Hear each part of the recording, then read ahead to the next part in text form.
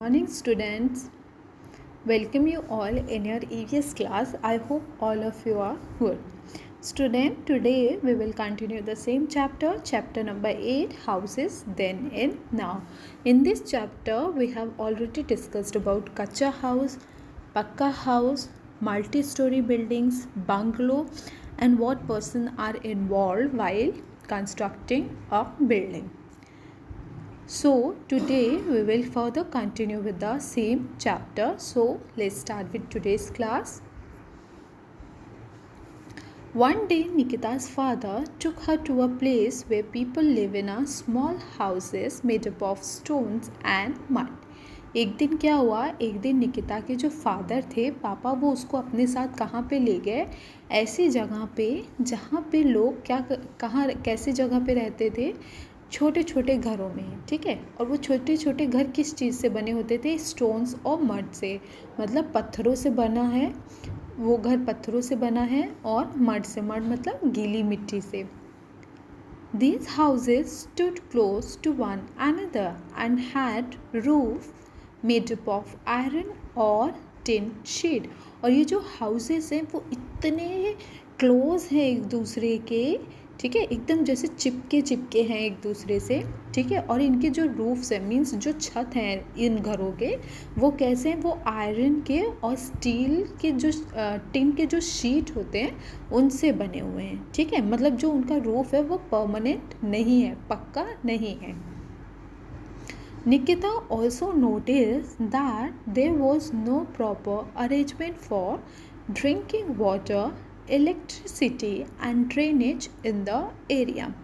निकिता ने ये भी नोटिस किया, जब वो उसके पापा के साथ गई उस जगह पे, तो उसने वहाँ पे वो नोटिस भी किया, मीन्स ध्यान उसको, मतलब एक चीज़ पे फोकस हो गया क्या, कि वहाँ पे कोई प्रॉपर अरेंजमेंट नहीं था। प्रॉपर अरेंजमेंट मतलब कोई एक ऐसी व्यवस्था नहीं थी, अच्छी व्यवस्था ड्रिंकिंग वाटर के लिए, मतलब पीने के पानी की कोई व्यवस्था नहीं थी, सुविधा नहीं थी, ना इलेक्ट्रिसिटी की कोई सुविधा थी, और ना ही ड्रेनेज की। ड्रेनेज मतलब ना ही नाली वगैरह प्रॉपर बने थे, ताकि जो पानी है वो एक जगह इकट्ठा ना हो, अच्छे से कोई पानी रुके ना, सब जो भी वेस्ट वाटर है या जो भी वाटर है वो बाहर चला जाए, मीन्स इकट्ठा ना हो। वहाँ पे कोई भी प्रॉपर ड्रेनेज सिस्टम उस एरिया में नहीं था।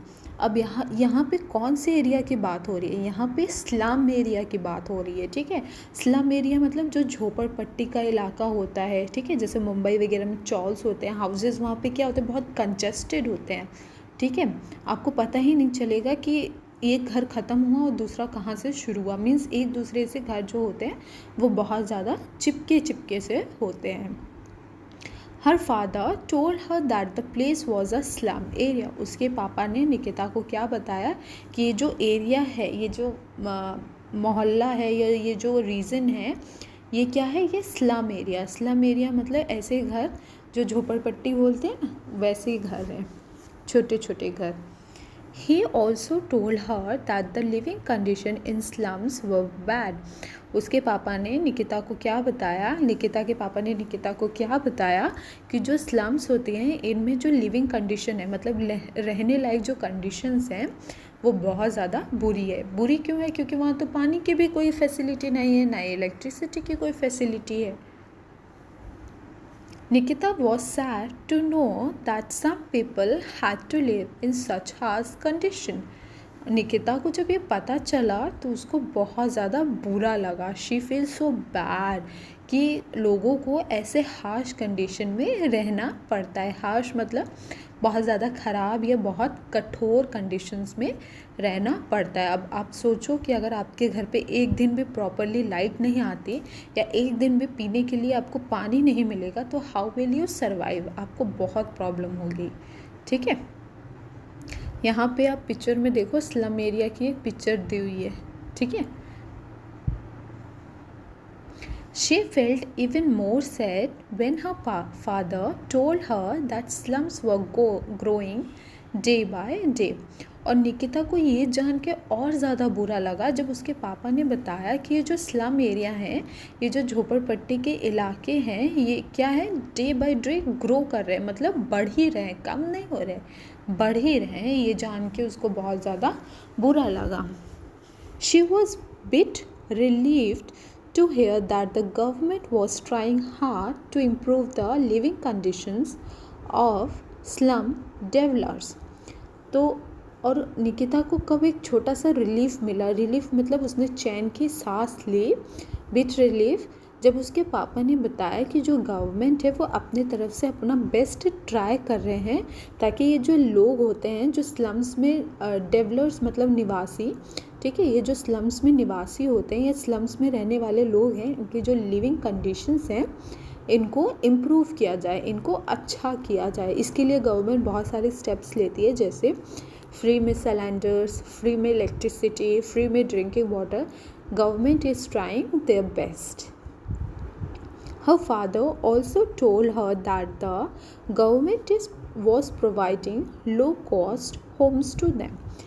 और जो निकिता के फादर थे उन्होंने निकिता से क्या बोला कि जो गवर्नमेंट है वो अपनी तरफ से ट्राई कर रही है तो वो कुछ ना कुछ फैसिलिटी ऐसे लोगों को प्रोवाइड करती रहती है। और उन्होंने क्या बताया कि वो कैसे कौन सी फैसिलिटी गवर्नमेंट ने प्रोवाइड की है, low cost home. Low cost homes मतलब जो कम पैसे में घर उपलब्ध कराने की कोशिश कर रही है, ठीक है, बहुत महंगे घर नहीं लेकिन रहने लायक कम पैसे वाले घर वो उपलब्ध करा रही है। Nikita hopes that the people in the area would soon get proper houses to live in.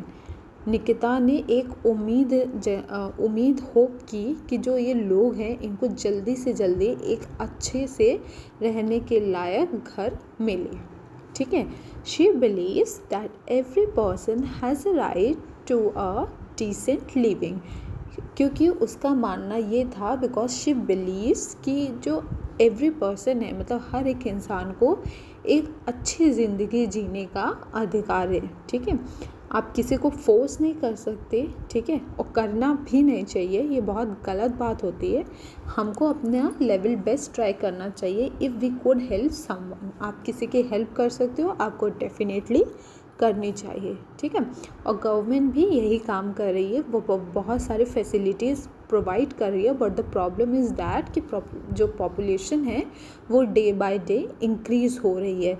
तो इसीलिए जो गवर्नमेंट्स हैं उनको भी कुछ प्रॉब्लम्स फेस करनी पड़ती हैं। यही रीजंस हैं कि इतनी फैसिलिटी गवर्नमेंट प्रोवाइड कर रही है, उसके बावजूद भी जो ये स्लम एरिया है ये डे बाय डे ग्रो कर रही है, मतलब बढ़ ही रही है, कम होने की जगह ये बढ़ ही रही है। Okay student, today we are done with the chapter. In case you have any doubt related to the chapter, you can ask me and complete your work. If you have any doubt, you can ask me.